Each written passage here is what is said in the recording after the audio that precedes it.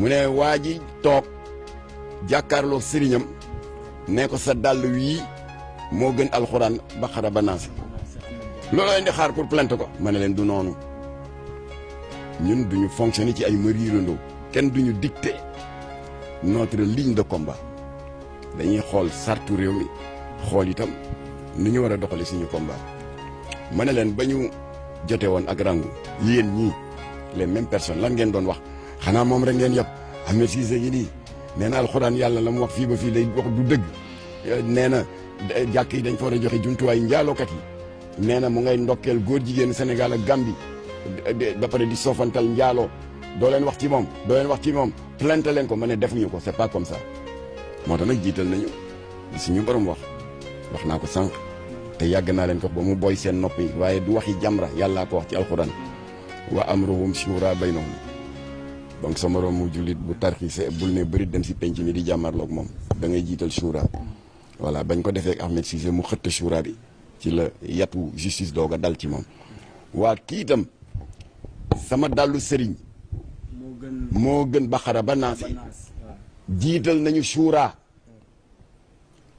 bi nu mu demee comme que ñoom dañu am xalif général ñoom yàlla yi mooy seen kuréel boobu nga xam ne Cheikh Moussa Diagne borom wax ju rëy yi ca la bokk jokkoo naa ak seen xalif général di sëriñ Cheikh Aliou Cissé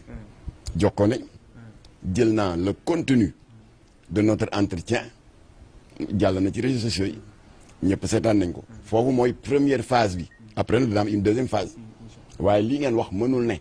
ay jóge rek plainte ko parce que n'oublions pas que ak wax yooju mu wax bu fekkoon dañu nekk dans des pays yoo xam ne seen code pénal dañ ko inspiré de la chariatul muhammadiya comme l'Arabie saoudite comme l'Indonésie comme l'Iran wala sax la Mauritanie toute proche ñu tuddee ko la RIP République islamique de Mauritanie bu doon dëkk yooyu délit yooyu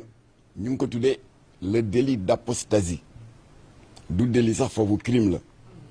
apostasie c'est le reniement de la foi wolof di ko wax murtad maanaam ku génn diine kooku bu tuubul duggaat ci diine ji buñ ko yóbbooy traduire ko en justice code pénal bi magistrat yi di sukkandiku c'est une copie conforme de la charia te su boobaa daan yi day tàng jër mën na déparé 10 ans dem 12 ans dem 20 ans mën na dem sax ba peine de mort alors loolu bu dalee ca kaw ñooña am na ci ñoo xam ne faat nañ leen exécuté leen waaye Sénégal du état islamique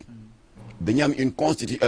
constitution et un code pénal boo xam ne ñu ngi ko doon ne ci tubaab ya ko fi bàyyi woon suñu maam ya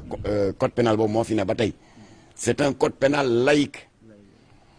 boo xam ne reconnaître le délit d'apostasie saaga na yonent bi xas na ko nee na julli soxlaatul nee na nangam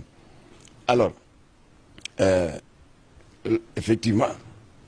ñooñu wax ne que Jamra dafa war a bàyyi di considérer ne que le Sénégal est un pays islamique vous avez raison c'est pas un pays islamique mais c'est également ngeen baal ma baat c'est pas un pays islamique d'accord mais c'est pas un pays de bordel pour que ku jóg ñëw ci penc mi wax yu bon tuur fi mbalit wax fi sa pornographie verbale ndax dëkk bu tedd bii et c'est là où je vais en terminer Bamba tëdd fi Maodo Baye Niass Baye Laye am na yoo xam ne xaju fi ku dëgër boppa nag ne maa tey dëkk bu mel noonu boo ko bëggee toroxal incha allah yow yaay